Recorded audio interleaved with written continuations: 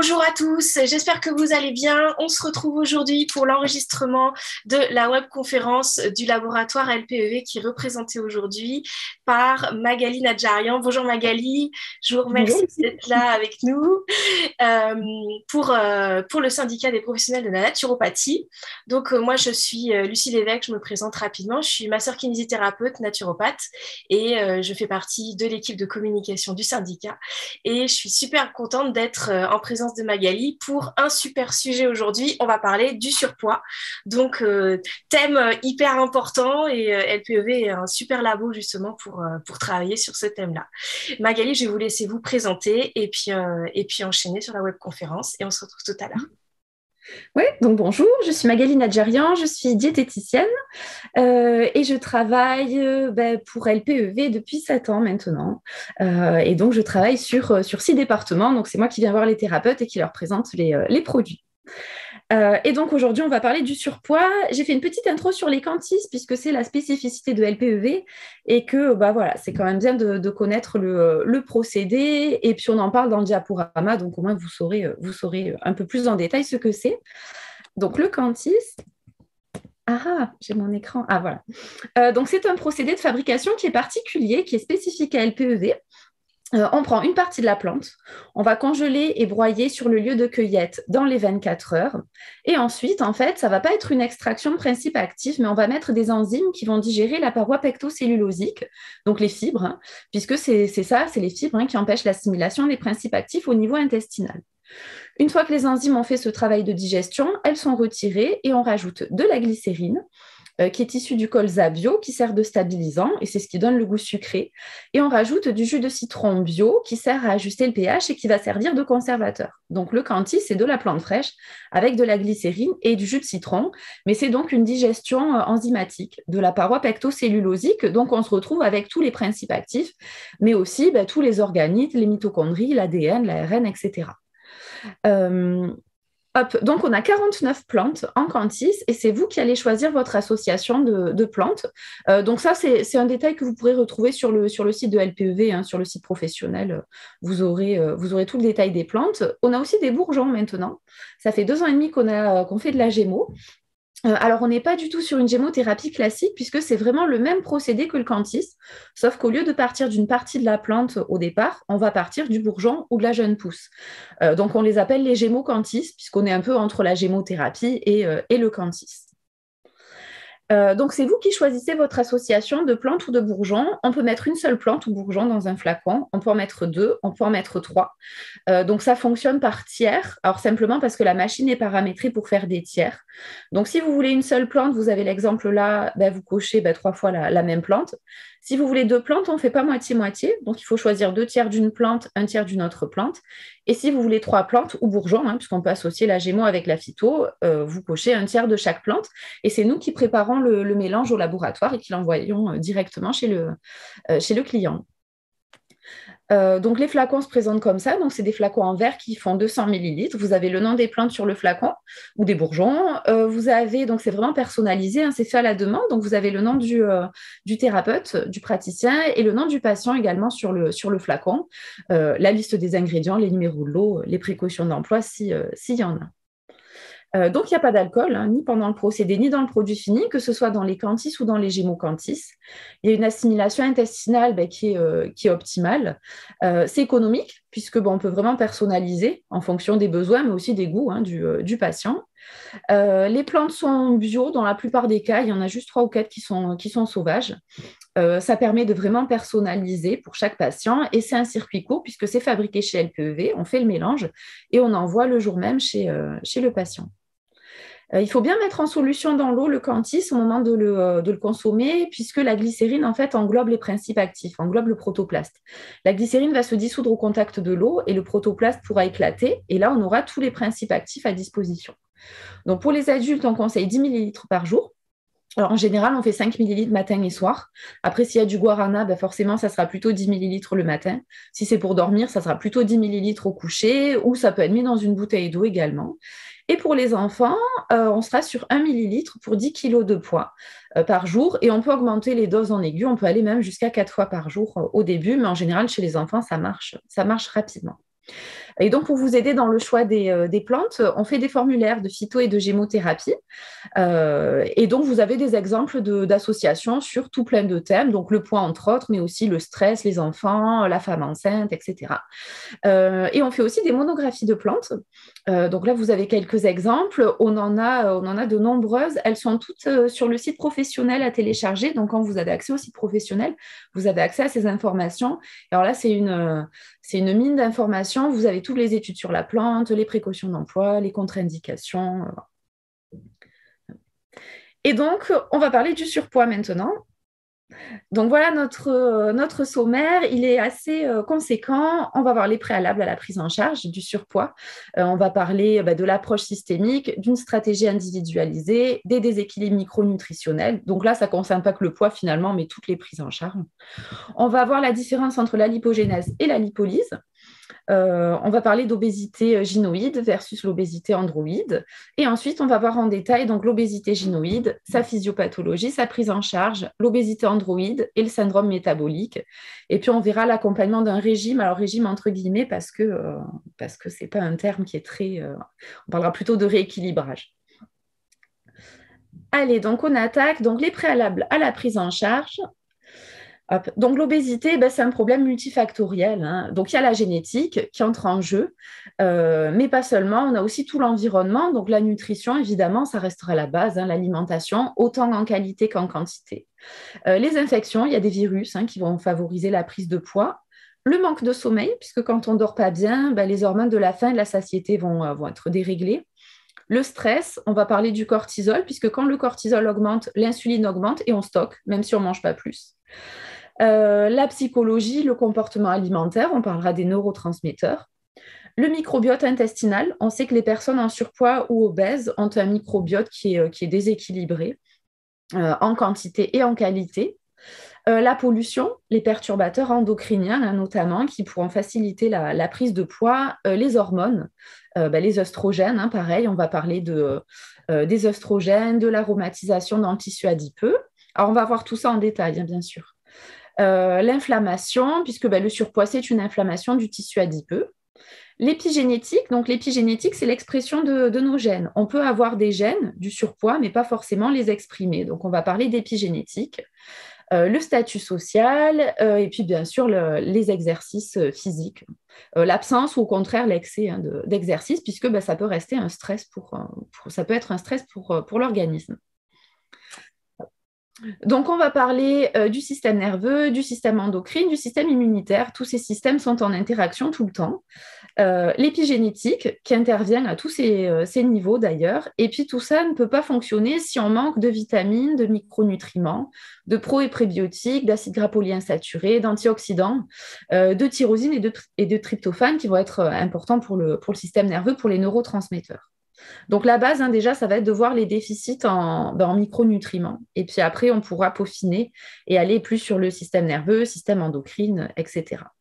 Donc on ne va pas traiter le poids, en fait, on va traiter l'individu en surpoids et on va pouvoir vraiment individualiser en fonction des besoins de la personne.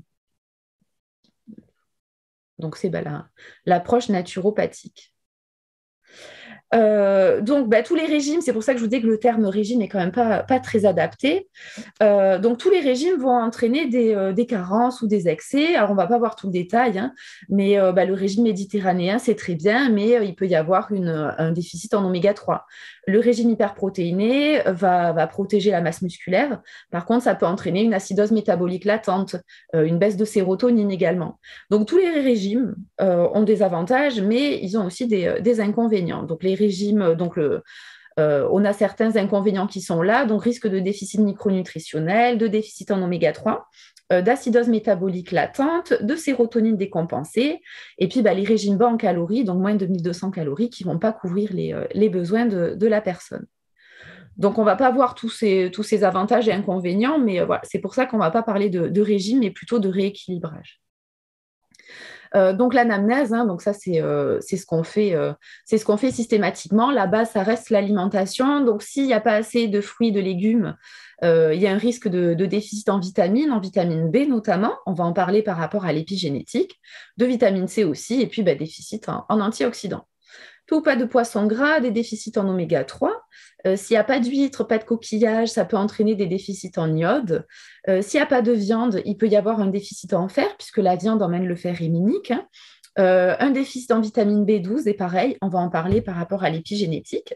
Si au contraire il y a trop de viande, ça peut entraîner une acidose métabolique latente, un excès de fer également. Trop de sucre libre, troubles du comportement alimentaire, des problèmes au niveau immunitaire, une insulinorésistance jusqu'à un diabète de type 2. Excès de laitage, intolérance au lactose, perméabilité intestinale. Donc là, ça sera plus par rapport aux protéines du lait, à la caséine. Déséquilibre acido-basique, ça peut entraîner un terrain inflammatoire, un déficit de potassium, excès de friture, des huiles d'assaisonnement qui ne sont pas équilibrées en acides gras, donc on peut se retrouver avec trop d'acides gras saturés, d'acides gras trans aussi, et un déficit en acide alpha-linolénique, donc en oméga 3.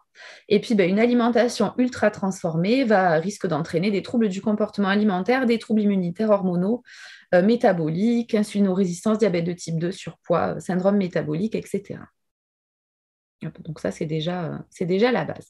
Alors, on va voir plus en détail les déséquilibres micronutritionnels. Donc, on va parler déjà de méthylation. Alors, les groupements méthyl, ce sont des groupements, ce sont des groupements CH3, donc c'est un carbone et 3 atomes d'hydrogène, qui vont se fixer sur un brin d'ADN et qui vont empêcher l'expression des gènes. Alors, quand la méthylation intervient au niveau de l'ADN, on va parler d'épigénétique, mais en fait, toutes les molécules de l'organisme peuvent être méthylées. Donc, hop, je bouge nos photos parce qu'elles sont en plein milieu. Donc la méthylation, en fait, ça va être comme un bouton de contrôle. On va empêcher l'expression de certains gènes quand la méthylation se fait correctement. Donc, on va voir que la méthylation dépend surtout des vitamines B6, B9, B12, et donc c'est ce qu'on trouve surtout dans les fruits, dans les légumes. Donc, une alimentation qualitative et équilibrée, riche en fruits et en légumes, va optimiser cette méthylation. Alors, l'activité physique également va inhiber l'expression de certains gènes impliqués dans la prise de poids et dans l'obésité. Donc ça, c'est d'autant plus important s'il y a des prédispositions génétiques, parce que nos gènes, on ne peut pas les toucher. Par contre, on peut agir sur l'expression des gènes, et c'est là que la méthylation est importante. Donc la méthylation intervient dans la réparation de l'ADN. Donc ça sera important, notamment s'il y a des antécédents de cancer dans la famille, alors familiaux ou personnels d'ailleurs. Mais la méthylation, elle intervient dans plein de choses. Elle va être nécessaire à la fabrication du glutathion, qui est le grand antioxydant. La méthylation des protéines permet la communication entre les cellules, puisque la méthylation va activer des récepteurs membranaires. La méthylation des phospholipides, donc nos membranes cellulaires, va permettre de maintenir la flexibilité, la perméabilité de ces membranes, et elle est indispensable aux échanges entre les cellules. Elle intervient vraiment partout, la méthylation. La sérotonine, pour être transformée en mélatonine, donc l'hormone du sommeil, elle a besoin d'être méthylée également. Elle intervient vraiment partout. Et la méthylation, elle est dépendante des vitamines B6, B9, B12. Donc, une alimentation déséquilibrée, un manque de vitamine B, pas du tout de produits animaux. La vitamine B12, elle se trouve dans les produits animaux, pourrait être à l'origine de problèmes de méthylation. Donc, si on ne retrouve pas ce qu'il faut dans l'assiette, c'est là qu'on peut complémenter.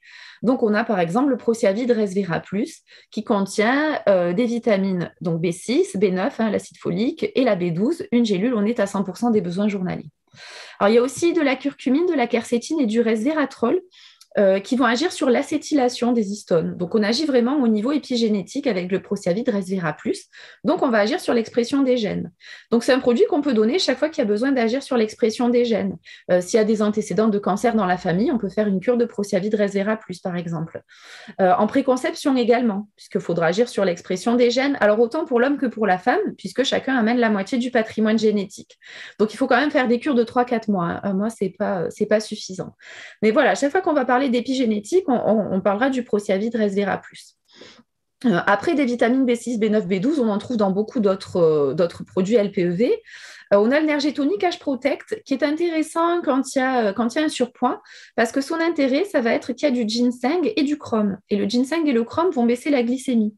Donc, si c'est une personne qui a une glycémie qui a tendance à être un peu élevée, Avec le Prociavit, avec le Nergétonic H-Protect, pardon, on retrouve nos vitamines B6, B9, B12.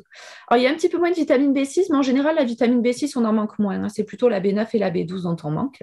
Et par contre, l'intérêt du Nergétonic H-Protect, ça va être donc ce ginseng et ce chrome qui vont baisser la glycémie. Alors, l'iode, donc l'iode, elle est importante pour la thyroïde, hein. Donc, un petit rappel sur la thyroïde. Donc, on a la TRH qui est synthétisée au niveau de l'hypothalamus, qui va aller stimuler l'hypophyse, qui va synthétiser la TSH, et la TSH va stimuler la thyroïde, qui, grâce à nos deux tyrosines et notre iode, va synthétiser des hormones thyroïdiennes. Donc, pour synthétiser des hormones thyroïdiennes, il faut de la tyrosine, il faut de l'iode. On synthétise surtout de la T4. On synthétise à peu près 80% de T4 si c'est une hormone qui n'est pas très active, la T4. Et on synthétise peu de T3, seulement 20%. Et la T3, c'est l'hormone la plus active. Donc, il faudra transformer cette T4 en T3 pour avoir de l'hormone active. Et cette transformation se fait surtout dans le foie, dans les reins et un petit peu dans le cerveau également. Et c'est la T3 qui aura ses effets après sur les cellules cibles.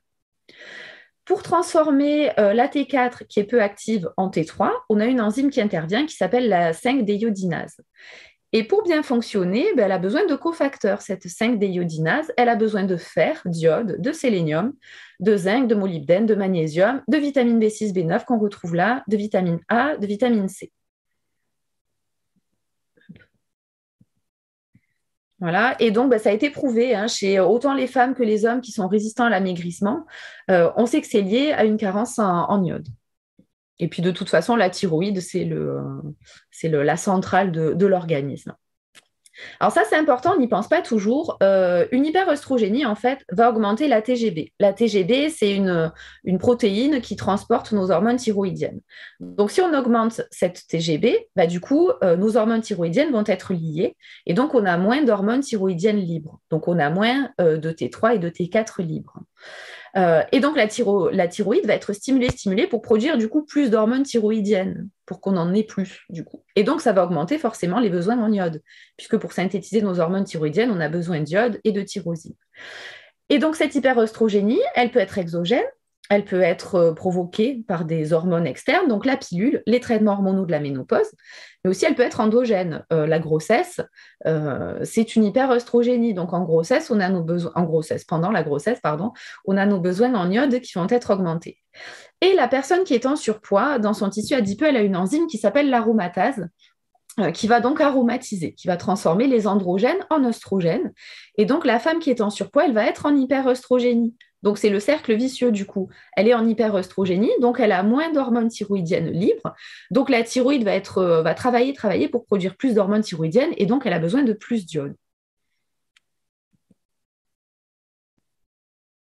Donc, toujours pareil, on regarde dans l'alimentation. Si la personne ne mange pas 3 fois, même 4 fois du poisson par semaine, on peut se douter d'un déficit en iode. Après, l'idéal, c'est de faire doser. On fait doser l'iodurie. Alors, on peut faire doser l'iodurie dès 24 heures. On peut faire doser juste l'iodurie dans les urines du matin, hein. C'est aussi bien représentatif. Et donc, si on manque d'iode, soit on augmente sa consommation de poisson, soit on se supplémente. Donc, avec notre Uninutrice iode, on a seulement de l'iode. Avec un comprimé par jour, on couvre les besoins journaliers. On est à 150 microgrammes d'iode. On a également le nergédine qui contient de la tyrosine. Dans le nergédine, il y a de la tyrosine, du ginseng, du guarana, des vitamines C, des vitamines B. La tyrosine, elle sert à la synthèse des hormones thyroïdiennes, mais elle sert aussi à la synthèse de la dopamine. Donc, ça peut être intéressant chez quelqu'un de fatigué, qui a une alimentation pas très équilibrée, et donc le nergédine se prend le matin. Alors, il ne faut pas le prendre avec du sucre. Donc, si on prend un petit déjeuner sucré, de la confiture, du miel, il faut le prendre à distance, puisque le sucre dévie la tyrosine en périphérie. Donc, du coup, on ne va pas pouvoir bien synthétiser nos hormones thyroïdiennes, notre dopamine. Donc, si on prend un petit déjeuner sucré, il faut prendre le nergédine à distance de ce petit déjeuner, une demi-heure avant ou 2 heures après. Mais également, si on a trop de sucre dans le sang, si on est en hyperglycémie, la tyrosine, pareil, elle va être déviée.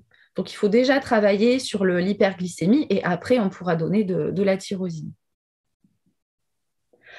Alors, autre micronutriment important, le zinc. Bon, on en a déjà un petit peu parlé dans la thyroïde, hein. Alors, d'après l'étude de Val-de-Marne, les apports alimentaires sont très éloignés des recommandations. 25 à 50% des sujets masculins vont manquer de zinc. 79% des sujets féminins, également les adolescentes, ont des apports inférieurs aux 2 tiers des recommandations. Alors, le zinc, il sert à plein de choses. Il sert à la thyroïde, hein, on en a parlé juste avant, mais il sert à plein d'autres choses dans le cerveau. Avec le fer, c'est l'oligo-élément le plus concentré. Il sert de neuromodulateur également, le zinc, qui va être important pour le GABA. Et puis, on retrouve des neurones qui contiennent du zinc, surtout dans l'hippocampe. Alors, pour le goût également, il est important, et pour l'immunité en général. Donc, quand on manque de zinc, ça peut entraîner des problèmes de diarrhée, de retard de croissance, de lésions de la peau. Alors, c'est pas noté, mais l'acné, hein, en général, quand on a de l'acné, quand on est ado, on connaît bien le zinc, puisqu'il est antibactérien et puis il sert à cicatriser la peau. Donc, mauvaise cicatrisation, ça peut être lié à un manque de zinc. La chute des cheveux également, ça peut être lié à un manque de zinc. La perte de goût et d'odorat.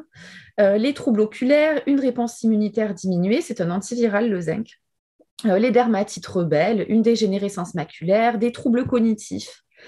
Alors, c'est pas noté. Le TDAH aussi, il y a des études qui montrent que les enfants qui ont un trouble de l'attention avec ou sans hyperactivité seraient carencés en zinc. Alors, ça se fait doser, hein, le zinc, ça peut se faire doser en sanguin.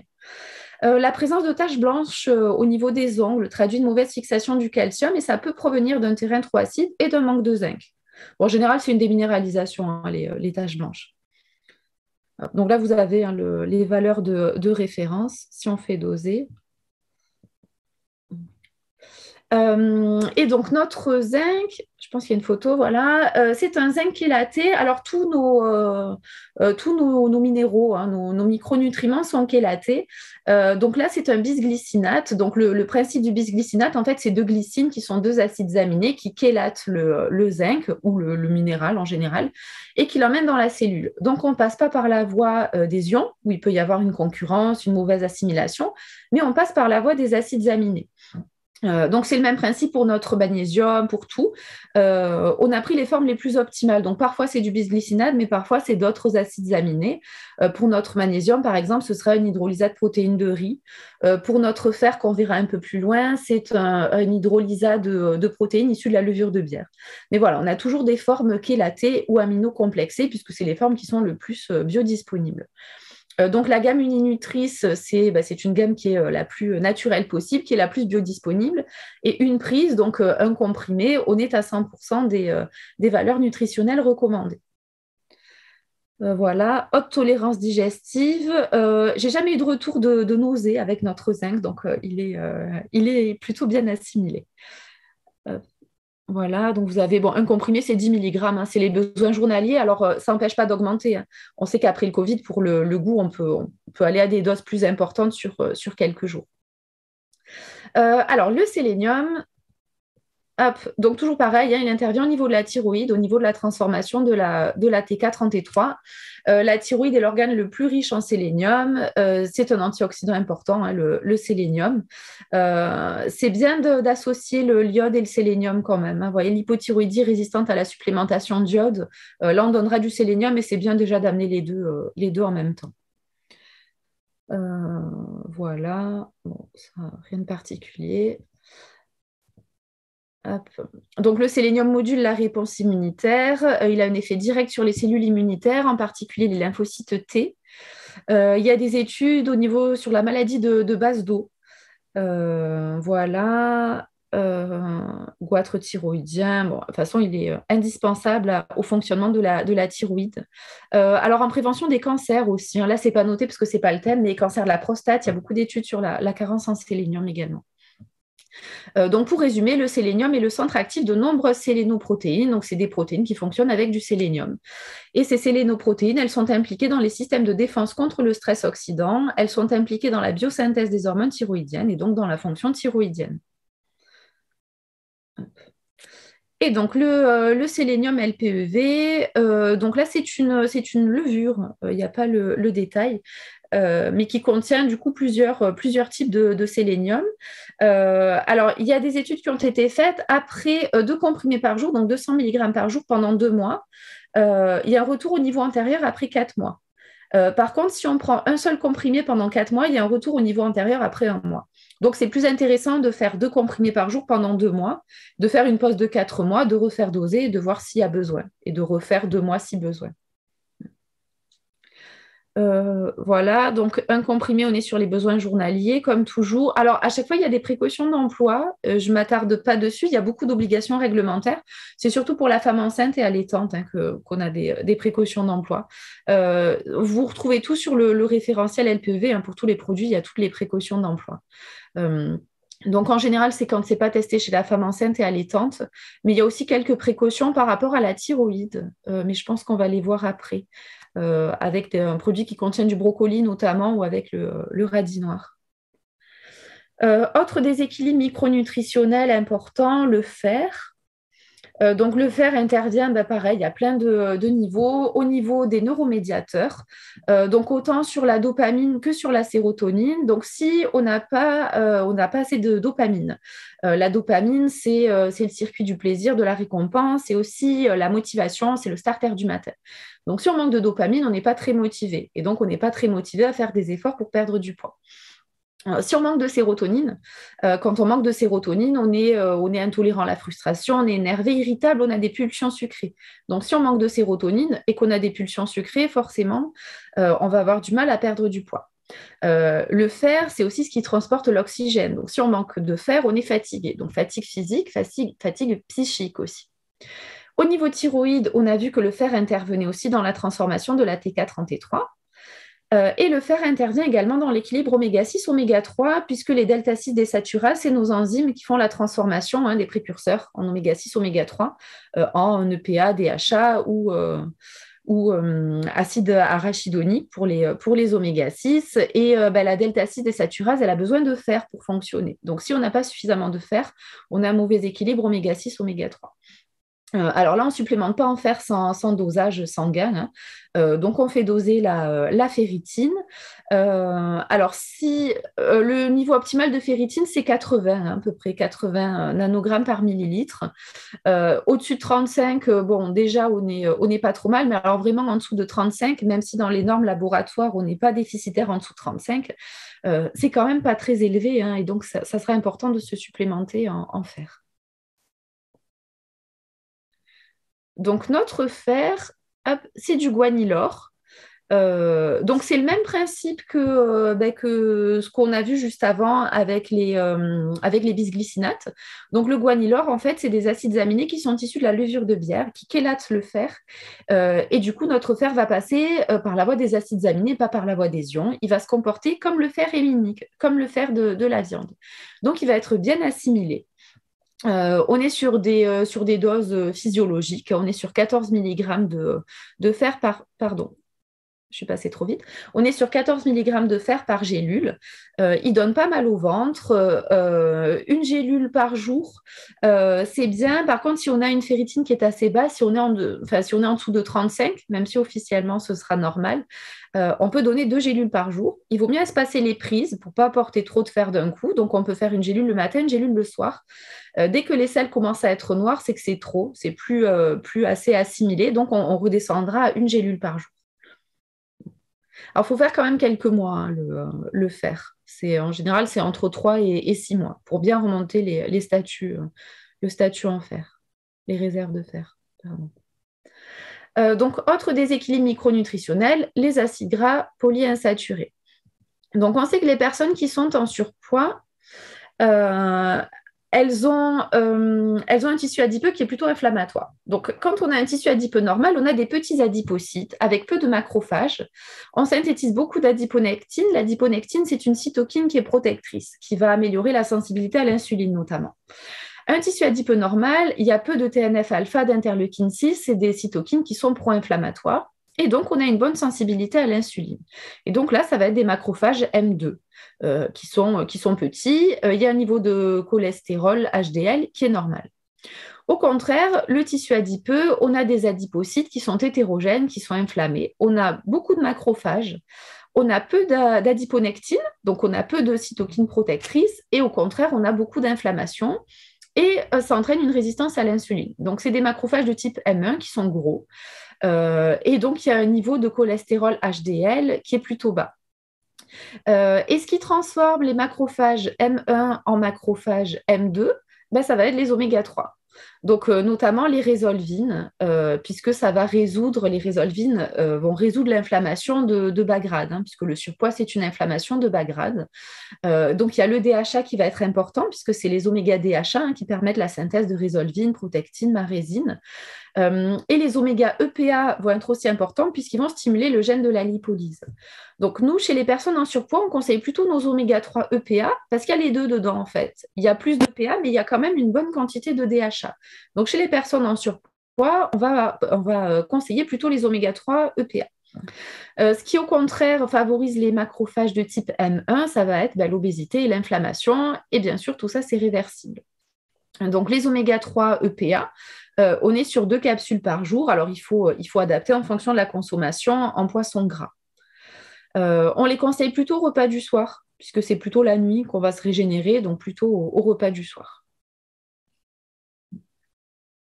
Alors, la leptine, donc l'hormone de la satiété. Donc, la leptine, dès qu'on a l'alimentation qui arrive au niveau de l'estomac, la leptine va être synthétisée dans notre tissu adipeux, va envoyer un rôle au niveau de l'hypothalamus pour dire c'est bon, j'ai plus faim, on arrête de manger. Chez les personnes en surpoids, il y a une résistance à la leptine en fait. Il y a de la leptine, mais les cellules, elles ne comprennent pas le message. Donc, quand on a une bonne signalisation à la leptine, on perd de la masse grasse, on perd du poids, elle agit sur la satiété, donc on mange moins, on a la glycémie et l'insuline qui diminuent, on augmente la dépense énergétique. On augmente la température corporelle, donc on augmente le métabolisme de base, on augmente l'activité locomotrice. Chez les personnes qui sont en surpoids, l'action de la leptine est bloquée en fait.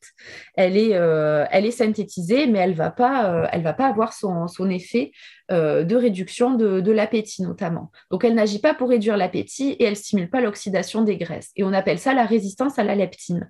C'est un peu comme la résistance à l'insuline. Hop.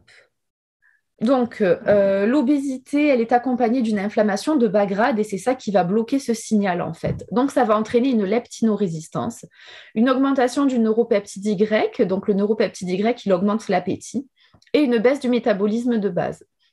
Ça va aussi entraîner une insulinorésistance, un hyperinsulinisme, et donc c'est le cercle vicieux, le poids augmente, et comme le surpoids c'est une inflammation, etc., ça bloque le signal de la leptine. Alors, on peut faire des choses pour augmenter la sensibilité des récepteurs à la leptine. Donc, il y a des études qui montrent qu'une alimentation paléocrétoise, avec des antioxydants, des vitamines, des minéraux, des polyphénols, des flavonoïdes, vont lutter contre l'inflammation. Et donc, on va améliorer la sensibilité des récepteurs à la leptine et à l'insuline. Et donc, on va augmenter le catabolisme des graisses adipocytaires. L'exercice physique également augmente la sensibilité des récepteurs à la leptine et à l'insuline. Et on a les oméga 3 EPA qui augmentent la sensibilité des récepteurs à la leptine et à l'insuline et qui font baisser les cytokines pro-inflammatoires, le TNF-alpha et l'interleukine 6. Donc toujours nos oméga EPA, 2 à 4 capsules plutôt au repas du soir. Alors 4 capsules, on est déjà à 1 gramme d'EPA, donc c'est quand même beaucoup. Et puis évidemment l'alimentation, donc manger des petits poissons gras, des sardines, des maquereaux. La rhodiole également. Alors, la rhodiole fait baisser le cortisol, c'est la grande plante du stress, la rhodiole, et elle augmente aussi la sensibilité des récepteurs à la leptine et à l'insuline. Donc, on a la rhodiole en quantis, sous forme liquide. On a aussi notre rhodiole en gélule et on sera plutôt à 2 gélules par jour. Alors, l'état psychologique du patient. Donc, pour les gros mangeurs, donc le NRG-MAS DNF10, il va freiner le neuropeptide Y, donc l'appétit.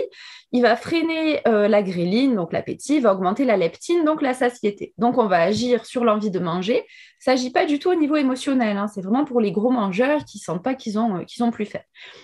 Donc, on a plusieurs études sur le NRG-MAS DNF10. Il va baisser l'appétit, il va baisser l'apport alimentaire et c'est surtout l'apport en glucides qui va baisser. Donc, les gens perdent du poids parce qu'ils mangent moins et moins de glucides en particulier. Alors, on a aussi une Ergemeuse Booster qui est intéressant. Là, on va avoir du nopal et du haricot blanc qui vont gonfler dans l'estomac. Donc, ça va agir aussi sur la satiété, mais là, ça aura un effet plutôt mécanique. On a également du thé vert et du maté qui vont stimuler le métabolisme, de la reine des prés diurétique, de la niacine, donc de la vitamine B3, qui va augmenter qui est le précurseur du tryptophane. Donc, c'est intéressant quand on veut perdre du poids, puisqu'on va augmenter la sérotonine. Et le chrome qui va agir sur l'assimilation du sucre, donc les envies sucrées, qu'on verra plus en détail après, le chrome. Donc le Nergemas Booster, il a une formule bien complète puisqu'on agit à la fois sur le métabolisme, à la fois sur l'appétit. En même temps, il y a un effet diurétique, il y a du chrome. Donc il faut bien le prendre un quart d'heure avant les repas pour que le nopal et le haricot blanc aient le temps de gonfler dans l'estomac. Donc, il va être intéressant chez les gros mangeurs également. Donc, voilà, le chrome. Alors, la niacine, elle intervient sur le métabolisme énergétique en général, hein, mais sur le tryptophane également.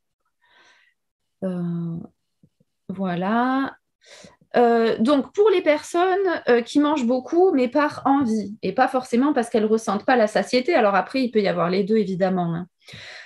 Donc, on a le tryptophane qui, pour passer la barrière hémato-méningée, a besoin de sucre.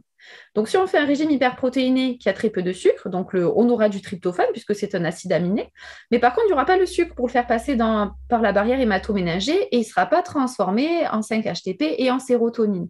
Donc, les régimes hyperprotéinés entraînent une baisse de sérotonine et donc des compulsions sucrées. Alors déjà, il faut revoir l'alimentation, évidemment, mais sinon, il y a le griffonia qui va aider, puisque le griffonia, ce n'est pas du tryptophane, c'est directement du 5-HTP. Donc, on saute une étape, et on aura une bonne transformation en sérotonine. Donc, on est sur 1 à 3 comprimés par jour. Donc, le griffonia, il se prend plutôt en fin de journée. Alors là, il n'y a pas de concurrence avec les autres acides aminés, hein. Quand on prend du tryptophane, il ne faut pas le prendre avec les autres acides aminés, parce qu'il ne sera pas assimilé. Le griffonia, le 5-HTP, c'est l'étape d'après. Donc, on peut le prendre même en mangeant, c'est pas gênant, même si on consomme des protéines en même temps. Donc, le tryptophane, il se prend plutôt en fin de journée, puisqu'il y a une baisse de sérotonine en fin de journée. Après, la sérotonine, on ne la stocke pas. Donc, une personne boulimique, on pourra donner du griffonia matin, midi et soir, ça ne va pas être gênant. Donc, il vaut mieux commencer par un seul comprimé par jour. On est vraiment bien dosé. Un comprimé, on est déjà à 100 mg de 5-HTP. Donc, il vaut mieux commencer à un comprimé par jour. Si ça ne suffit pas, 2. Si ça ne suffit pas, 3. Mais on commence petit à petit. Et donc, on va agir sur la sérotonine, donc sur le bien-être, sur les compulsions sucrées. On a le griffonia en quant 6 également, et une association qui marche bien, c'est l'association griffonia-rhodiol, puisque du coup, on va agir sur le cortisol et sur la sérotonine. Entre autres, puisque la rhodiol agit aussi un peu sur la dopamine, le GABA, etc. Donc, la différence entre la lipogénèse et la lipolyse, donc je mets tout. Donc, la lipogénèse, c'est la fabrication de triglycérides, c'est le stockage, et c'est l'enzyme qui est la lipoprotéine lipase qui va intégrer les triglycérides dans les adipocytes. Et la lipolyse, c'est l'inverse, hein. C'est la dégradation des triglycérides en glycérol et acides gras. Et c'est la lipase hormonodépendante ou hormonosensible, LHS, qui va favoriser qui va être responsable de la lipolyse. Donc, la lipolyse, c'est un processus catabolique qui conduit à la dégradation des triglycérides stockés dans les cellules adipeuses, qui vont libérer donc des acides gras libres et du glycérol. Donc, en gros, le jour, on fait de la lipogénèse et la nuit, on fait de la lipolyse et tout ça est régulé par des hormones. L'insuline, le glucagon, l'adrénaline. Et donc, la lipoprotéine lipase, donc, qui est responsable de la lipogénèse, elle va dépendre des œstrogènes. Donc, les œstrogènes vont favoriser le stockage au niveau de la graisse fémorale, en fait, hein, donc ça va être au niveau des cuisses. Et par contre, au moment de la ménopause, on va plutôt stocker au niveau de l'abdomen. Donc, on parlera de cellulite après, on verra que la cellulite, elle est liée aux œstrogènes. La graisse du tissu glutéofémoral, elle est liée à l'excès d'œstrogènes. Donc, ce qui augmente la lipogénèse, donc qui augmente la lipoprotéine lipase, ça va être le cortisol, donc on retombe sur le stress, l'insuline qui est l'hormone du stockage, l'hyperœstrogénie, le vieillissement, là malheureusement on ne peut pas faire grand-chose, et les xénobiotiques qui se comportent en fait comme des œstrogènes. Ce qui, au contraire, va favoriser la lipolyse, donc la baisse de la lipoprotéine lipase, c'est la testostérone libre, la DHEA, la T3, les hormones thyroïdiennes et l'hormone de croissance. Et donc, si la balance penche plus d'un côté ou de l'autre, on sera plus en lipogénèse ou en lipolyse. Alors, on retombe sur nos oméga-3 EPA, puisque les oméga-3 vont freiner la lipogénèse et vont stimuler la lipolyse. Je vous disais tout à l'heure, les EPA, ils stimulent le gène de la lipolyse et le DHA va agir sur l'inflammation de bas grade. Donc, chez les personnes en surpoids, c'est bien d'avoir les deux. Et l'intérêt de nos oméga-3 EPA, c'est qu'il y a des EPA et du DHA à l'intérieur. Voilà, donc il y a des études qui montrent que 6 grammes d'huile de poisson pendant 3 semaines, au lieu de 6 grammes d'acides gras saturés, vont augmenter la dépense énergétique, vont favoriser la fonte adipeuse et vont favoriser l'oxydation lipidique. Donc, on va voir plus en détail les différents types d'obésité. Donc, il y a plusieurs types d'obésité. On a l'obésité gynoïde, donc c'est la graisse plutôt périphérique. On a l'obésité androïde, donc plutôt graisse viscérale. Et puis, on peut avoir les deux. Donc, la graisse périphérique, donc l'obésité gynoïde. Donc, on va avoir beaucoup de graisse glutéofémorale, donc de la cellulite. Par contre, on va produire beaucoup d'adiponectine. Donc, c'est une graisse qui est plutôt protectrice, qui va améliorer la sensibilité à l'insuline. Donc, il y a peu de graisse viscérale, il y a peu de risque de diabète, de maladies cardiovasculaires. Par contre, c'est dans ce tissu adipeux qu'on a l'enzyme l'aromatase qui favorise la transformation des androgènes en œstrogènes. Donc, on a cette hyperœstrogénie et donc il y a plus de risques de cancer liés aux œstrogènes, de cancer hormonodépendant. La graisse abdominale, au contraire, donc l'obésité androïde. Donc là, on a beaucoup de graisse viscérale, c'est celle qui est entre les organes et c'est celle qui est dangereuse, qui est responsable de la stéatose hépatique non alcoolique, la NASH. Là, ce sont des personnes qui vont produire peu d'adiponectine. Donc, eux, ils vont avoir une insulinorésistance, donc un risque accru de diabète de type 2, un risque accru de maladie cardiovasculaire. C'est la graisse qui est plutôt dangereuse. Et après, il peut y avoir une obésité mixte, donc c'est les deux, à la fois la graisse abdominale et à la fois la graisse périphérique. Donc le morphotype gynoïde, donc c'est plutôt la graisse périphérique, donc la culotte de cheval, qui va être liée aux oestrogènes, à l'aromatisation, et la botte veineuse qui sera plutôt liée à une mauvaise circulation sanguine, lymphatique et une rétention d'eau. Donc on va voir le détail. D'abord on voit les deux. Donc morphotype androïde, donc ça peut être lié à une obésité abdominale nerveuse. Et puis une obésité androïde, donc là c'est vraiment avec les poignées d'amour, l'obésité androïde. Mais on va voir les détails après. Donc l'obésité gynoïde et la cellulite. Donc voilà, c'est ce qu'on vient de voir. Donc c'est une obésité par défaut de lipolyse, la cellulite. Donc la culotte de cheval, c'est une surcharge pondérale, glutéale. Et la botte veineuse, donc c'est une mauvaise circulation sanguine et lymphatique, un mauvais retour veineux. Alors l'adipocyte cellulitique, il est mieux doté de récepteurs à l'insuline, ce qui va favoriser la lipogénèse, puisque l'insuline fait stocker. Il est plus riche en récepteurs alpha-2 adrénergiques, ce qui freine la lipolyse, et il y a plus de lipoprotéines lipase, il est plus approvisionné en lipoprotéines lipase, ce qui augmente la lipogénèse. Donc l'adipocyte du tissu adipeux blanc, c'est notre tissu de réserve, il peut atteindre jusqu'à 27 fois son volume minimal par augmentation de la lipogénèse, diminution de la lipolyse. Et puis quand il y en a trop, ils se reproduisent. Et le problème, c'est qu'il y a une mémoire, on peut les vider en perdant du poids, en faisant du CLUM6, mais on ne peut pas les détruire, nos adipocytes.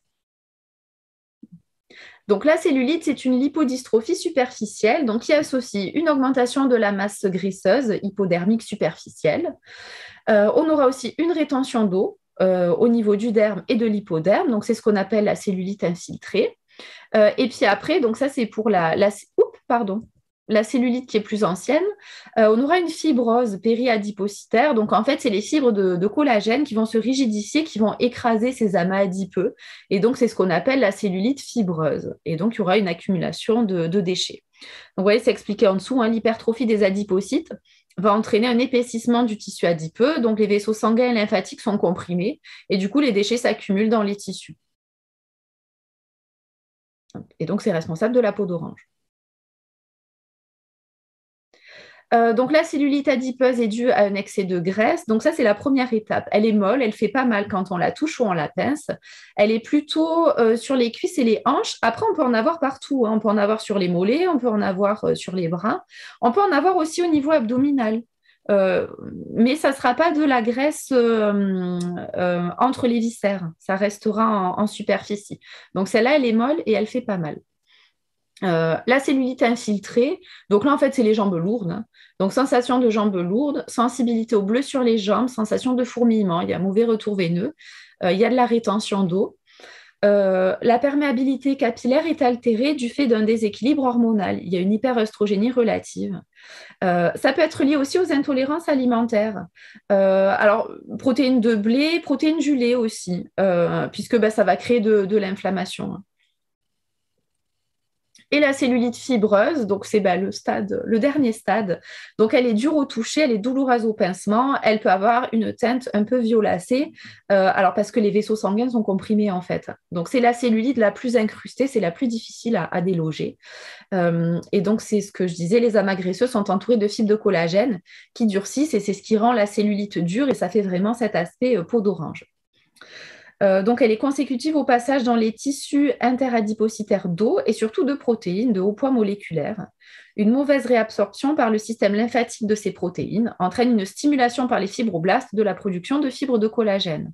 La fibrose est donc un phénomène évolutif consécutif à la rétention d'eau, mais pouvant apparaître plusieurs années après. Donc, on peut évaluer la cellulite, hein, il y a des tests. Donc, le stade 0, bah, c'est quand il y a une peau de pêche, il n'y a pas de cellulite. Le stade 1, donc on voit cet aspect peau d'orange quand on pince seulement. Le stade 2, l'aspect peau d'orange, il se voit, même sans qu'on pince. Par contre, quand la personne est couchée, ben, on ne le voit plus. Et le stade 3, ben, c'est quand cet aspect peau d'orange, il apparaît spontanément, que la personne soit debout ou couchée, on voit cet aspect peau d'orange. Donc, vous avez des petites photos pour illustrer tout ça. Donc, les facteurs qui favorisent la cellulite, eh ben, il y en a de nombreux, donc on va les voir plus en détail. Donc, on va parler des récepteurs alpha-2 adrénergiques et de l'AMP cyclique. Hop, donc, ça, c'est un adipocyte. Hop, je mets tout. Est-ce que j'ai tout mis? Oups, pardon, je suis allée trop loin. Donc, pardon. Donc, on a l'AMP cyclique qui est sécrété sous induction adrénergique. Donc, on a l'AMP qui va être transformé en AMP cyclique. L'AMP cyclique, il va être responsable de la lipolyse. Il va transformer les triglycérides en glycérol et acides gras. Ce qui dégrade l'AMP cyclique, c'est la phosphodiesterase. Donc là, c'est ce que vous avez. Donc, dans les conditions physiologiques, l'AMP cyclique est sécrétée sous induction adrénergique. La phosphodiesterase, donc cette enzyme qui est là, va maintenir une concentration normale d'AMP cyclique. Elle va réguler l'activité lipolytique. Voilà. Et la stimulation des récepteurs alpha-2 adrénergiques va freiner en fait cette AMP cyclique. Donc, quand on a beaucoup de récepteurs alpha-2 adrénergiques, on freine l'AMP cyclique, donc du coup, on fait moins de lipolyse. Voilà, donc c'est ce qui est expliqué. Donc l'abondance des récepteurs alpha-2 adrénergiques pourrait être en partie responsable de la faible activité lipolytique des adipocytes chez les patients porteurs de cellulite. Et donc on a un produit qui va stimuler la lipolyse. Donc ce sont des polyphénols de pamplemousse, d'orange et de guarana. Oups, pardon. Non, pas plus de détails. Donc, ce sont ces trois polyphénols qu'on va retrouver dans le nerf G mince fort. Et en fait, le nerf G mince fort, il va inhiber la phosphodiesterase. Donc, ça va éviter que l'AMP cyclique soit détruit. Donc, forcément, on aura plus de lipolyse. Donc, c'est pour ça qu'on dit que le nerf G mince fort va stimuler la lipolyse. Donc, le nerf G mince fort facilite la lipolyse en inhibant la phosphodiesterase 4. Voilà, c'est ce que je viens de vous dire. Donc, plus d'AMP cyclique, donc plus de dégradation des triglycérides. Donc, le nerf G mince fort, il contient ces trois polyphénols. On prend 2 gélules par jour. Comme il y a du guarana, il y a un petit peu de caféine. Il y a 10 mg 5 de caféine par gélule. Alors, comparé à un café, ce n'est pas énorme. Un café, c'est entre 80 et 100 mg d'arabica ou de caféine, pardon, selon si c'est arabica ou robusta. Donc, nous, avec nos 10 mg 5 par gélule, ce n'est pas non plus des grosses doses de caféine. Voilà, et donc ça se prend forcément plutôt le matin ou matin-midi, mais plutôt début de journée. Donc, on a 3 études cliniques sur le nerf mince fort qui vont montrer son efficacité. Elles doivent être après. Voilà, donc études en double aveugle, randomisées, contre placebo. Alors, elles sont sur 12 à 16 semaines, hein, c'est pas instantané. Et bien sûr, avec une alimentation normocalorique, hein, puisque si vous prenez ça et que vous mangez vous avez une alimentation hypercalorique, ça ne sera pas très productif. Donc, on voit qu'il y a une perte de poids significative par rapport au groupe placebo. Les sujets non seulement ont perdu du poids, mais leur masse grasse a diminué, tandis que la masse maigre, proportionnellement, a augmenté. Et donc, il y a une composition plus équilibrée du corps. 65% du total de la graisse perdue provient de la zone principale. L'indice d'obésité centrale a diminué de façon significative. Voilà, donc vous avez tous les détails là. Le complexe a induit une perte de poids significative. Voilà, donc il faut l'associer à un régime normocalorique et on aura une composition plus équilibrée du corps. La graisse corporelle a diminué tandis que la masse maigre a augmenté. Le groupe a réduit son excès de masse grasse de 63% par rapport à la masse grasse théorique. Alors, ce qui est intéressant, surtout, c'est que la perte de poids, elle continue après l'arrêt de la complémentation. Donc là, vous avez au bout de 16 semaines et au bout de 20 semaines, il y a encore une perte de poids qui continue. Donc le nerf mince fort, il entraîne une diminution du poids qui est optimisée forcément si un régime normocalorique et si on donne des oméga 3 EPA puisqu'ils vont stimuler la lipolyse. Donc on aura plus de masse maigre proportionnellement puisque c'est de la masse grasse qu'on va perdre, hein, surtout. On va augmenter la lipolyse et donc on va brûler les graisses. Donc deux gélules par jour. Le matin ou une le matin, une le midi. Alors, autre facteur favorisant ou aggravant la cellulite, l'hyperoestrogénie. Donc, on en a déjà parlé. Donc, plusieurs cas. Donc, la jeune femme sous pilule, donc qui amène du coup des œstrogènes. Donc là, il faudra aider le foie. Donc, on a l'artichaut radis noir en gélule. On a aussi les canthis, on a de l'artichaut et on peut associer du framboisier qui va réguler les sécrétions ovariennes. La jeune femme sous pilule avec antécédent de cancer hormonodépendant. On peut donner artichaut radis noir également, hein, qui oriente les œstrogènes vers la bonne voie de détox. Mais on a un produit qui est plus adapté encore, c'est le nergiraphane, qui contient du sulforaphane, en fait, du brocoli. Et il y a beaucoup d'études sur la prévention des cancers. Pardon. Donc le nergiraphane, une gélule par jour. Au cours des repas, on peut donner 2 gélules par jour, mais déjà une gélule par jour, c'est déjà bien.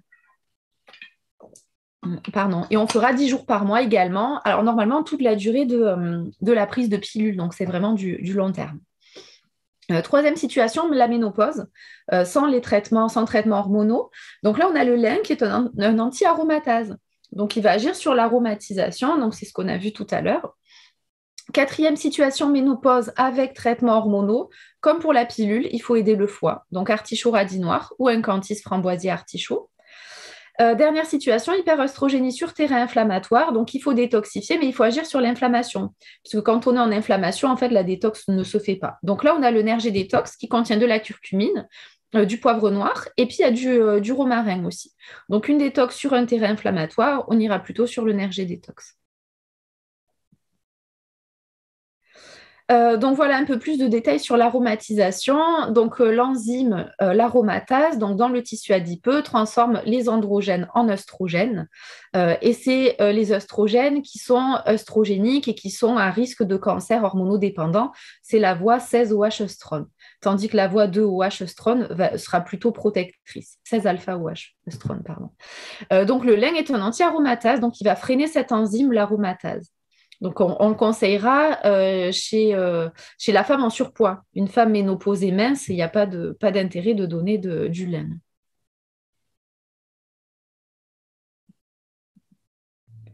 Ensuite, l'insuffisance veineuse.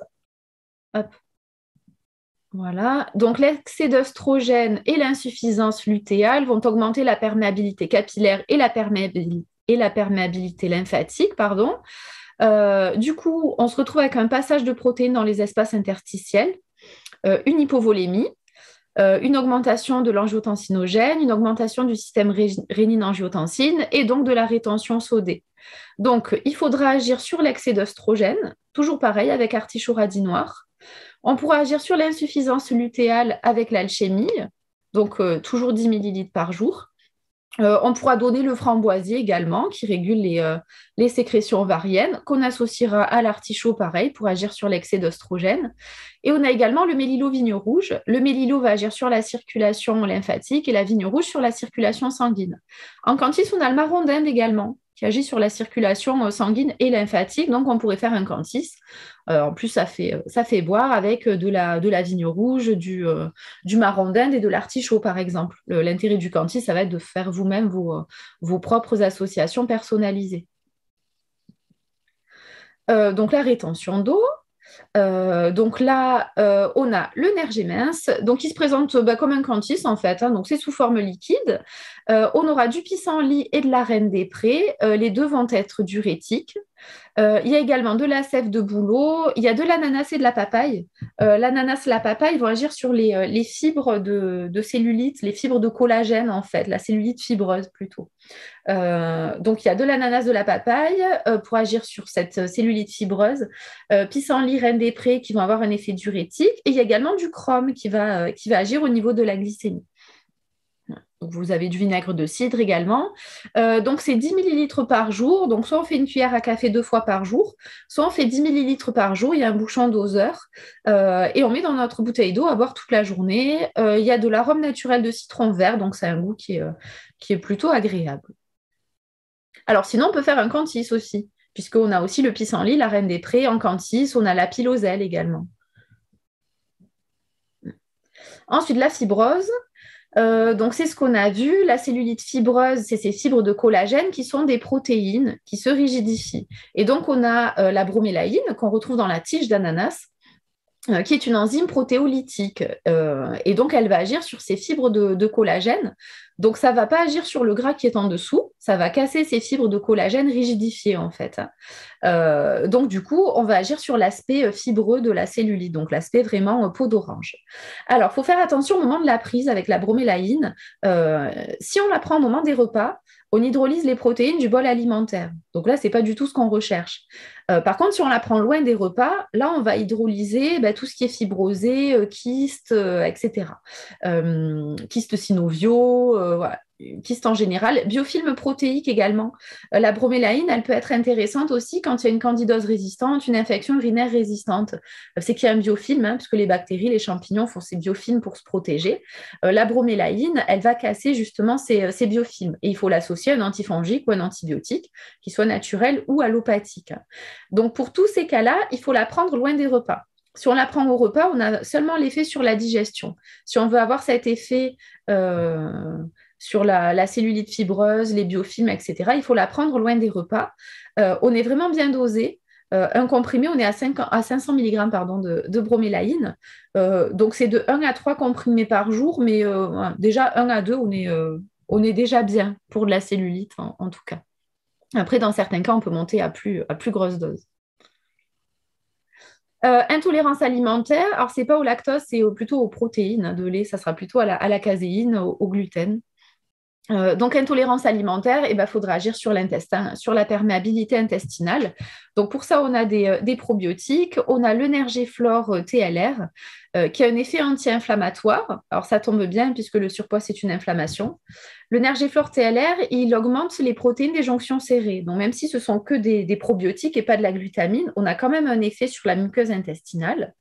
Et puis, alors même si là, c'est pas forcément intéressant dans ce cas-là, mais le Nergeflor TLR, il va stimuler les lymphocytes T régulateurs, donc il serait intéressant en cas d'allergie ou de maladie auto-immune. Donc, c'est celui qu'on donne aussi pour les maladies auto-immunes, le Nergeflor TLR. Donc, on prend loin des repas, puisque si on sécrète de l'acide chlorhydrique, du coup, ça peut tuer une partie des probiotiques. Donc, une gélule par jour, loin des repas, le premier mois. Ensuite, on peut faire un jour sur 2 ou un jour sur 3, puisque l'entérocyte se renouvelle entre 3 et 5 jours. Pour compléter l'effet du Nergeflor TLR, on a le Nergeflor intégral, c'est de la glutamine, le Nergeflor intégral. Donc, ça se présente sous forme de stick. Il y a 3 grammes de L-glutamine par stick. Il y a du zinc et de la vitamine A pour cicatriser. Hein, c'est comme pour la peau. Et il y a du thé vert pour l'effet antioxydant. Comme il y a du thé vert, il y a un petit peu de caféine, puisqu'il y a de la caféine dans le thé vert. Vous avez 13 mg de caféine par stick. Donc, comme tout à l'heure, hein, pour le guarana, ça reste des petites doses. Mais comme il y a de la caféine, on le déconseille aux enfants, aux femmes enceintes, aux femmes allaitantes. C'est en raison de la teneur en caféine. Et puis, on a les oméga-3 EPA qui sont anti-inflammatoires et qui vont servir en quelque sorte de prébiotiques, puisque les oméga EPA vont nourrir les bactéries intestinales anti-inflammatoires. Donc ça, en quelque sorte, un effet prébiotique, même si on ne peut pas vraiment parler de prébiotiques puisque ce ne sont pas des fibres. Donc, s'il y a une perméabilité intestinale, donc on se retrouve avec une symptomatologie digestive et extra-digestive, hein, donc des intolérances, de l'eczéma, etc. Donc là, on pourra conseiller le Nergiflor TLR, le Nergiflor intégral, ça peut être pris en alternance aussi, les oméga-3 EPA. Donc, il y a des études qui montrent que les oméga-3 vont agir sur la perméabilité intestinale. Ils vont diminuer les bactéries pro-inflammatoires et augmenter les bactéries anti-inflammatoires. C'est pour ça que ça a en quelque sorte un effet prébiotique, puisqu'on nourrit nos bonnes bactéries intestinales. Donc, l'obésité gynoïde et la cellulite, donc c'est ce qu'on disait. Donc, le nerf G mince fort va stimuler la lipolyse. Donc, on va agir sur la culotte de cheval. Ensuite, en fonction de la personne, selon s'il y a une hyperœstrogénie, on a l'artichaut radis noir. Si c'est une femme ménopausée, on peut donner le lin, qui est un anti-aromatase. Alors, on peut donner le lin avant la ménopause également, parce qu'on peut aromatiser même sans être ménopausée. Et s'il y a des intolérances alimentaires, une perméabilité intestinale, là, on pourra associer le Nergiflor TLR, plus ou moins la glutamine du Nergiflor intégral si besoin.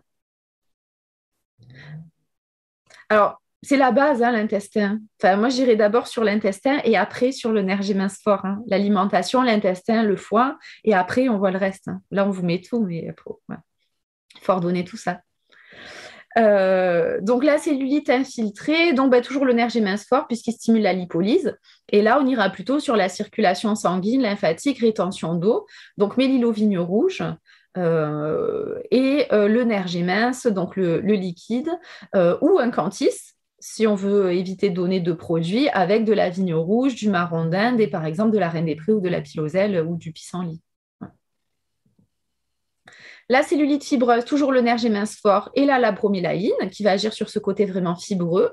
Et on peut associer le prêle et la prêle, et la reine des prés qui vont agir sur le collagène et l'élastine. Alors pareil, s'il y a de la rétention d'eau également ou une mauvaise circulation sanguine ou lymphatique, on pourrait faire prêle, reine des prés, vigne rouge ou prêle, reine des prés, marron d'Inde. Après, forcément, si vous mettez 3 plantes, il y a moins de chaque plante. Donc après, voilà, c'est des choix à faire. L'obésité androïde et le syndrome métabolique. Donc, morphotype androïde, c'est ce qu'on a vu tout à l'heure. Obésité abdominale nerveuse, donc elle va être liée au cortisol. Et l'obésité androïde, par contre, c'est vraiment tout le ventre. Il y a les poignées d'amour.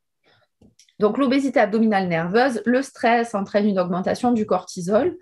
Le cortisol, quand le cortisol augmente, l'insuline augmente et on stocke. Et en plus, la sérotonine baisse et on a envie de manger. Donc, il faut vraiment agir sur le stress à la base. Donc, risque de pathologie cardiovasculaire, de cancer, d'infection à répétition. Quand le cortisol augmente, l'immunité chute. En particulier, les natural killers, qui est la première ligne de défense anticancéreuse. Donc, chez les personnes stressées, le magnésium, ça, faut y penser assez systématiquement. Donc, 2 comprimés par jour, on sera à 300 mg de magnésium. Même principe, c'est une forme chélatée ou aminocomplexée. Et donc là, c'est un hydrolysat de protéines de riz qui chélate le magnésium et qui l'emmène dans la cellule. Donc, c'est un magnésium qui est bien assimilé. La rhodiole, grande plante du stress, donc on a en canthis, qu'on a en gélule également. Et donc, s'il y a une baisse de sérotonine, le griffonia, toujours pareil, en canthis ou en comprimé, qui agira sur la sérotonine et donc les compulsions, l'irritabilité, la frustration, l'intolérance à la frustration surtout. Le griffonia, il agira sur l'endormissement également, puisque la sérotonine, elle est transformée en mélatonine avec la baisse de luminosité. Donc, on peut fractionner les prises, on peut faire un comprimé à 16 heures. Alors, le maximum de l'efficacité, c'est dans les 2 heures. Donc, si la personne grignote à 18 heures, on prend à 16 heures.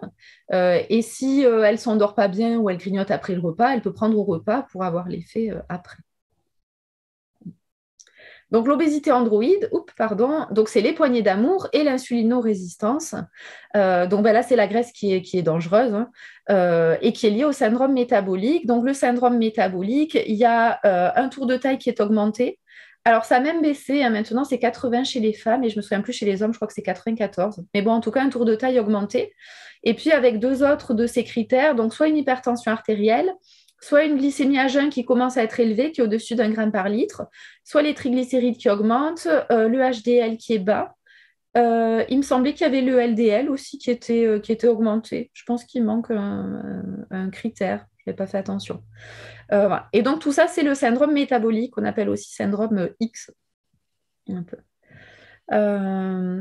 Et donc, le bilan qui oriente vers un syndrome métabolique, c'est ce qu'on vient de voir. Tour de taille qui augmente, pression artérielle, la glycémie qui augmente, les triglycérides, un HDL qui est trop bas. Bon, de toute façon, quand les triglycérides augmentent et que le HDL est bas, le LDL, en général, il est élevé. Donc, il y a des modifications hormonales, l'insuline qui est augmentée, le cortisol qui est augmenté, ce qui va ensemble. Et quand le cortisol augmente, les androgènes baissent, donc la masse musculaire baisse. On retrouve souvent une stéatose hépatique, une stéatose hépatique non alcoolique, une NASH, augmentation du stress oxydant, de l'inflammation. Bon, c'est polyfactoriel. Donc, les pathologies associées à un syndrome métabolique, donc la stéatose hépatique, qui est retrouvée de plus en plus. Les ovaires polykystiques aussi. On sait que c'est lié à une insulinorésistance, les ovaires polykystiques, à des problèmes de thyroïde également. Et donc, évidemment, le diabète de type 2, l'hypertension artérielle, l'insuffisance cardiaque, les apnées du sommeil, troubles du rythme cardiaque, maladie coronarienne. Bon, après, on trouve tout un tas de problèmes associés. Et donc, risque de cancer, donc ça, c'est prouvé. Hein. Et d'ailleurs, les compléments alimentaires qu'on va donner pour prévenir le cancer, pour éviter les récidives, c'est les compléments alimentaires qu'on donne pour le syndrome métabolique et pour le surpoids. Puisque dans les deux cas, on veut faire baisser l'insuline, qui est un facteur de croissance. Voilà, on retrouve quand même pas mal de choses similaires dans les deux cas. L'inflammation dans les deux cas, l'acidose métabolique latente dans les deux cas. Donc, c'est des prises en charge qui sont finalement assez proches. Donc, on sait qu'une perte de poids de 10% correspond à une diminution de l'adiposité viscérale de 30%. Donc, la base, ça restera de toute façon l'alimentation, le jeûne métabolique, l'activité physique. Alors, jeûne métabolique, on va le voir après. Le jeûne intermittent, ça peut être une solution. On va le voir un peu plus loin. Donc, il faudra agir sur les mitochondries. Donc là, la sirtuane, c'est une enzyme qui va augmenter l'adiponectine, donc qui va augmenter la sensibilité à l'insuline. Donc on a un effet protecteur. Elle augmente la catalase, donc elle a un effet antioxydant. Elle répare l'ADN, elle a un effet suppresseur des tumeurs. On dit que c'est l'enzyme de la longévité, la sirtuane. Et elle stimule la biogénèse des mitochondries. Elle augmente le métabolisme énergétique, elle augmente l'expression des gènes de la chaîne respiratoire et la bêta-oxydation, donc l'oxydation de nos lipides. Ce qui freine la sirtuane, c'est l'insulinorésistance. Et donc, quand on est en insulinorésistance, tout ça ne se fait pas. Donc, forcément, plus de risque de diabète de type 2, puisque on a moins d'adiponectine, moins de mitochondries, donc prise de poids. On n'a pas d'effet suppresseur des tumeurs, donc risque de cancer. Et puis, oxydation, puisqu'on aura moins de catalase. Hop, ouais. Donc, on a... Oups, pardon, je passais trop vite. Donc, l'inflammation, les radicaux libres et l'insulinorésistance vont freiner la sirtuane. Hop. Alors, l'adiponectine, un peu plus en détail, donc c'est une cytokine qui est synthétisée par notre tissu adipeux, puisque le tissu adipeux est un tissu endocrine, et l'adiponectine est plutôt protectrice.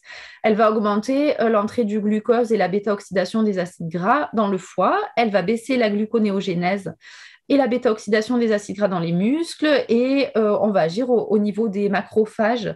Donc, on va freiner la transformation des macrophages en cellules spumeuses, donc prévention des plaques d'athérome. Donc, l'adiponectine, c'est une cytokine qui est protectrice. Et donc, si on est en syndrome métabolique, on a moins d'adiponectine. Donc, c'est vraiment le cercle vicieux. Et donc, ce qui stimule la sirtuane, c'est l'activité physique, les polyphénols, le resveratrol en particulier, la restriction calorique, les corps cétoniques, donc la diète cétogène. Et donc, quand on stimule la sirtuane, on freine le NF-κB, donc l'inflammation, on augmente la diponectine, donc on a l'effet protecteur qu'on vient de voir, on augmente la sensibilité à l'insuline. On stimule la biogénèse des mitochondries, donc forcément, si on a plus de mitochondries, on brûle plus. On augmente la catalase, donc on a moins de radicaux libres, on s'oxyde moins. Et on a un effet sur la réparation de l'ADN, et donc un effet suppresseur des tumeurs. Alors, par rapport à l'alimentation, le jeûne intermittent, hein, je pense que vous connaissez, mais pour limiter les pics d'insuline, on va conseiller une période de 16 heures sans apport de sucre. Donc, soit on ne prend pas de glucides au petit déjeuner le matin, soit on ne prend pas de glucides au petit déjeuner le soir. Mais on peut amener des protéines, hein, pour maintenir la masse maigre. Et donc, il y a des études sur le resveratrol, alors qui sert à plein de choses, hein. Donc, sur le site, hein, de LPEV, vous retrouvez les monographies. Il y en a une sur le resveratrol, donc il y a tout un tas d'études, même sur la profondeur des rides. Mais bon, en dehors de ça, donc, le resveratrol aide à gérer le taux de glycémie dans le sang, ainsi que la résistance à l'insuline sur des personnes ayant un diabète de type 2. Donc voilà, il y a plusieurs études dessus. Voilà, il y a des études sur la tension artérielle aussi. Donc là, vous avez... Alors, ça reste faut faire sur quelques mois quand même, hein. Donc voilà, on a du resveratrol dans l'Uninutrice transresveratrol. Donc un comprimé, on est à 200 mg de resveratrol, donc par comprimé, et c'est la dose qu'il faut pour stimuler la biogénèse des mitochondries. Donc déjà, un comprimé par jour, on est déjà bien. C'est des comprimés sécables, voilà. Hop. Oups, pardon. Donc, chez l'homme, une série de données récentes ont impliqué un dysfonctionnement de l'activité de phosphorylation oxydative, donc la production de l'ATP de la mitochondrie au cours de l'insulinorésistance. Donc, comme pour un cancer, il faudra relancer les mitochondries. Pareil, pour un syndrome métabolique, il faudra relancer les mitochondries. Donc, on a pas mal de choses à faire pour ça. Donc, quand on agit sur la mitochondrie, on favorise les réactions métaboliques génératrices d'ATP. On oxyde le gras, les glucides, et on freine la lipogénèse. Et donc, tout ce qui agit sur la sirtuane et donc la mitochondrie, c'est donc l'activité physique, on l'a vu, la restriction calorique, le jeûne intermittent également, le resveratrol dont on vient de parler. Mais on a également la curcumine qui va stimuler la biogénèse des mitochondries, le coenzyme Q10 également. Le nerf giraphane, le brocoli qu'on a vu tout à l'heure, qui agit aussi sur la biogénèse des mitochondries, le métabolisme énergétique et l'expression des gènes de la chaîne respiratoire. Et il y a l'olivier. Alors l'olivier qu'on connaît pour la tension artérielle, mais il agit aussi sur les GLP-1, donc hormones de la satiété. Il agit également au niveau des mitochondries. Il agit au niveau de la thyroïde, l'olivier. Il aide à la transformation de la TK30 en T3. Donc l'olivier, il est vraiment intéressant pour tout plein de choses. Donc, soit on a le resveratrol en unitaire, soit on a le Prociavit Resvera Plus qu'on a vu au départ, alors qui contient moins de resveratrol, il y en a seulement 25 mg par gélule. Par contre, il contient de la curcumine. On vient de voir qu'elle agissait aussi, la curcumine, sur les mitochondries. Et il y a les vitamines B6, B9, B12 de la méthylation qu'on a vu au départ. Hop, voilà. Et il y a du zinc également. Alors, pour améliorer la sensibilité à l'insuline, on a le chrome et on a des plantes et des bourgeons. Donc, le chrome, il va augmenter la liaison de l'insuline à son récepteur, il va augmenter le nombre de récepteurs à l'insuline. Donc, c'est le cofacteur de l'insuline. Donc, on l'a en uninutrice également. Alors là, c'est une forme... Je crois qu'il y a le détail. Voilà. C'est une levure, notre chrome. Il est issu de la levure parce que c'est la forme qui est la plus biodisponible, en fait. Donc là, ce n'est pas une forme bisglycinate ou voilà, chélatée.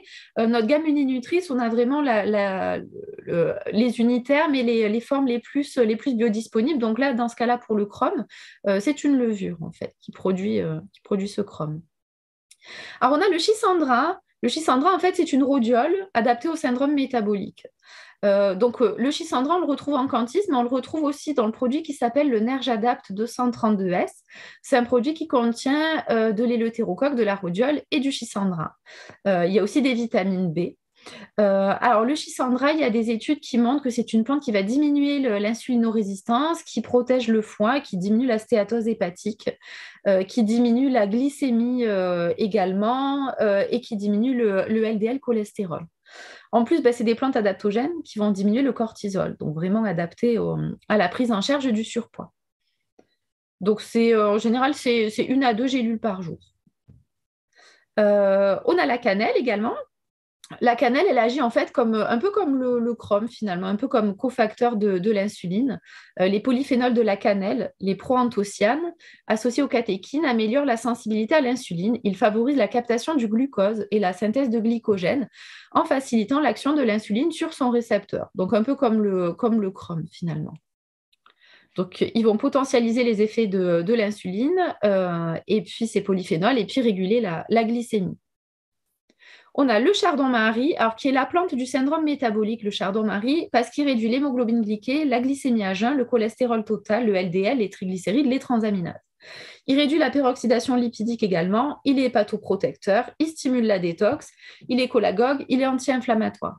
Donc là, si on ne sait pas trop quelle plante donner, le chardon-marie, on peut y aller pour le syndrome métabolique. Alors, ce n'est pas noté, mais on a d'autres plantes qui agissent sur la glycémie. Il y a le ginseng, par exemple, qui fait baisser la glycémie. On a le clou de girofle également qui agit sur la glycémie. Donc, on a quand même un tas de moyens d'action. Et on a Angémocanthis, donc le bourgeon de noyer, qui a un tropisme pancréatique qui va stimuler les cellules bêta des îlots de Langerhans du pancréas. Et il aura une légère action hypoglycémiante. Le noyer, ce qui serait intéressant aussi, c'est qu'il agit sur la muqueuse, sur la muqueuse intestinale. Voilà. Donc, action anti-inflammatoire cutanéo-muqueux. Voilà. Bon, vous avez d'autres effets. Tropisme hépatobiliaire intestinal. Ensuite d'antibio, voilà. Mais surtout, ce qui nous intéresse, c'est la perméabilité intestinale là, et l'insuffisance pancréatique, exocrine et endocrine. Donc, l'accompagnement d'un régime ou de la perte de poids plutôt. Donc, phase préparatoire, on va surtout agir sur le stress, puisque quand le cortisol est élevé, on a beau moins manger, faire du sport, ça peut même avoir l'effet inverse, puisque si le sport reste un stress pour l'organisme, et si la personne mange moins, elle peut rentrer dans des ruminations, etc. Et ça va encore plus faire augmenter le cortisol, donc ça aura l'effet inverse, elle va prendre du poids au lieu d'en perdre. Donc déjà, phase préparatoire, on va gérer le stress. Ensuite, il faut faire attention à une perte de poids trop rapide, on verra ce qu'on pourra faire. Et puis ensuite, on parlera de stabilisation. Donc, phase préparatoire, le stressé, donc déjà, la base, agir sur le stress. Donc là, on a plusieurs plantes qu'on pourra donner. On a soit le Nerjadap 232S qu'on a vu juste avant avec la rhodiole, le schisandral et le thérocoque. Sinon, on pourrait faire un canthis rhodiole griffonia également, qui agira sur la sérotonine aussi. Et puis, bien sûr, le magnésium. Alors, on a la rhodiole aussi en gélule, si besoin, si les gens n'aiment pas boire les liquides. Et donc, le magnésium, donc 2 comprimés par jour, on sera à 300 mg. Voilà, c'est ce qu'on vient de voir. Donc, quand le cortisol augmente, le peptide Y augmente, donc on mange plus. Il y a une leptinorésistance, donc on sent moins la satiété. Il y a une baisse de sérotonine, donc on a envie de grignoter. En plus, il y aura un impact au niveau de la thyroïde. L'excès de cortisol va baisser la lipolyse, augmenter la lipogénèse et va freiner le DHA, donc la masse maigre. Et puis l'insuline va augmenter et donc l'insuline fait stocker. Donc on aura une augmentation de la masse grasse, une diminution de la masse maigre. Donc vraiment, il faut agir sur le stress en premier. Donc voilà, magnésium, Nerjadap 232S ou rhodiole en canthis ou rhodiole en gélule. Mais en tout cas, il faudra agir sur le stress et le sommeil.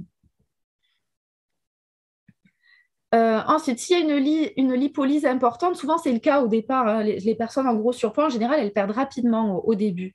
Donc, on va relarguer de nos adipocytes nos acides gras libres, hein, c'est le principe de la lipolyse. Et puis, ils vont aller au niveau on va aller au niveau du foie. Et donc, on va relarguer des toxines lipophiles. Et donc, il faudra aider le foie. Donc, c'est comme avec les oestrogènes, pour agir sur ce relargage important de toxines lipophiles. Hop. Et donc, on retrouve l'artichaut radis noir qu'on a déjà vu juste avant. Oups, pardon.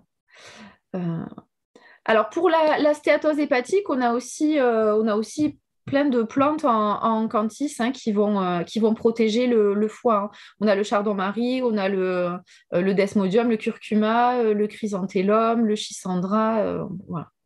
Avec un rééquilibrage alimentaire et des plantes qui vont protéger le foie, on a déjà des bons résultats en 2-3 mois, hein, sur la stéatose hépatique.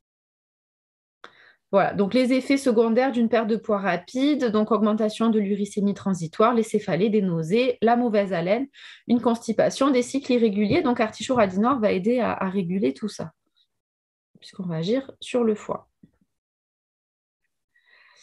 Ensuite, si on veut stimuler la perte de poids, on peut associer le nerf G mince fort, donc qui va stimuler la lipolyse qu'on a vu tout à l'heure. Et puis, la phase de stabilisation, donc en fait, plus ça va, moins on perd du poids. En général, on en perd beaucoup au début et après, on en perd moins. Puisque le métabolisme de base s'adapte, en fait, le corps, il se met au repos. Voilà, donc la dépense énergétique totale diminue, hop, et le poids diminue moins. Donc, plus le régime, entre guillemets, continue, plus la personne a du mal à perdre du poids. Donc, si on veut relancer le métabolisme de base, on peut conseiller le nerf G mince fort.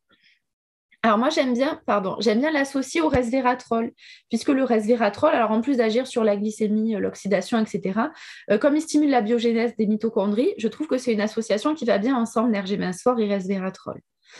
Et puis ensuite, le poids. Donc, on a le stress, pardon. Le nerf Jadap 232S, puisque si ça traîne un peu en longueur, la personne peut avoir tendance à se démotiver. Voilà. Et puis, si le cortisol augmente, on stocke, même si on ne mange pas plus. Donc, c'est à ce moment-là que la personne peut reprendre du poids. Donc, l'idée, c'est de maintenir le cortisol à des doses physiologiques, en fait, avec des plantes adaptogènes, donc soit le nerf Jadap, soit d'un canthis avec de la rhodiole, du schisandra ou du ginseng.